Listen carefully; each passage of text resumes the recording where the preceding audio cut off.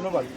আমরা গত 3 দিন ধরেই বন্যাতে যারা পানিবন্দী আছেন তাদের পাশে দাঁড়ানোর চেষ্টা করছি।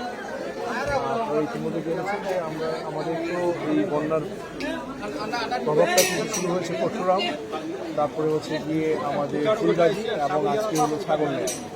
যেগুলো পানিটা কিন্তু নেমে আসছে। তো আমরা পরশুরামেও দুটো জায়গায় আমাদের রান্না করা খাওয়া আমরা বিতরণ করেছি যারা পানিবন্দী ছিল। আমরা গতকালকে ফুলগাজীতে বিভিন্ন আশ্রয়কেন্দ্রে রান্না করা খাওয়া দিয়েছি এবং পরশুরামে কিছু শুকনো খাবার দিয়েছি যেখানে কিছু মাদ্রাসার ছাত্র আছে। আর আজকে আপনাদের এই ছাগলনাইয়াতে নিষ্পানো এলাকায় এসেছে, এখানেও অসংখ্য পানিবন্দী মানুষ আছে, তাদের পাশে দাঁড়ানোর চেষ্টা করেছি। কিছু রান্না করা খাওয়া নিয়ে আসছি যেন তারা ভালোভাবে একবেলা খেতে পারে। সীমান্তে এবং জনপদে সবসময় আছে এবং ইনশাআল্লাহ আমরা সবসময় থাকবো। আমাদের মহাপরিচালক আমাদেরকে সবসময় সেভাবে নির্দেশনা দিয়েছে যেন যে কোনো পরিস্থিতিতে আমাদের যতটুকু সামর্থ্য আছে আমরা যেন সাধারণ মানুষের পাশে দাঁড়াতে পারি।